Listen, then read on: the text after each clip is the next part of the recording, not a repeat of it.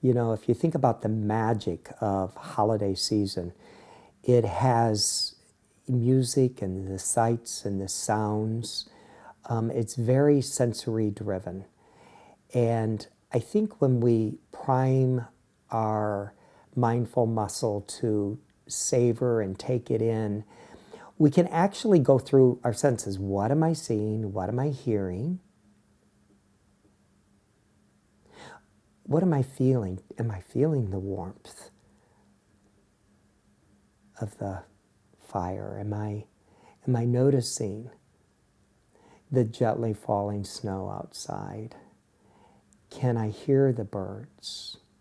I think pausing periodically throughout our days during the holidays is a good practice. You know, when we're getting out of bed in the morning, to set an intention of just being present. Maybe each time we hear a bell. Bells are notorious during the holiday season, whether it's for the Salvation Army or our watch or a clock or a bell at a cathedral or a temple or a mosque or church. But maybe we use the bells to remind us to wake up and to be present and to notice what we're doing and saying yes to what we want to do and say no to what doesn't need to happen. I think the holidays are about savoring. And I think savoring, a good place to practice mindfulness is around food because it's very sensory. We can partake perhaps in some of those foods or beverages maybe that we only have once a year or so. And it's not that we shouldn't consume those things, but perhaps we shouldn't overconsume. And so savoring is about noticing what things really taste like or noticing what they smell like. Is that peppermint? Is that nutmeg? And so it slows down the process. I think the practice of savoring with food then flows over to savoring other bits and pieces of our lives, noticing, playing the fly on the wall, backing up, and noticing the joys that are taking place around us and watching through the eyes of children or watching through the eyes of elders, listening to the stories, and savoring when we're connected to other people.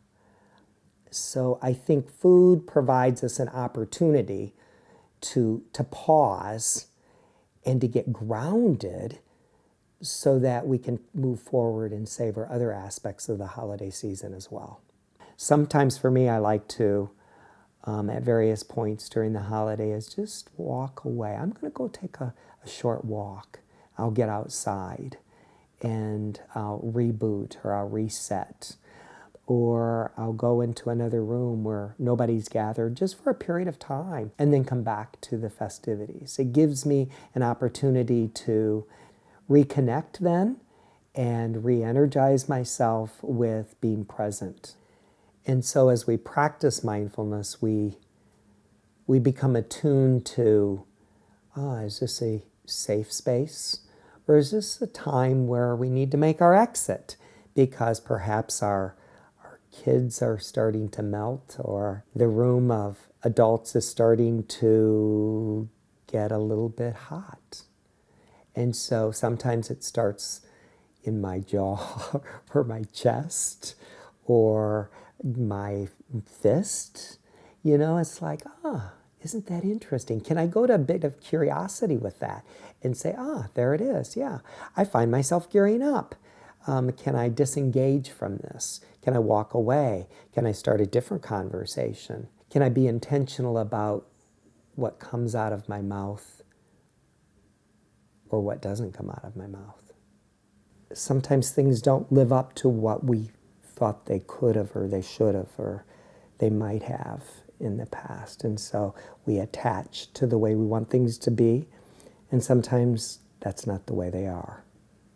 Sometimes we spend a lot of time and energy trying to create peak experiences, but most peak experiences, they show up when we're available and ready to receive them. And so it's a waking up to noticing what's right here, right now. And that's what I would hope for folks watching perhaps a video, is to ponder what was a peak experience in the past and be present for the unfolding of this year's peak experiences.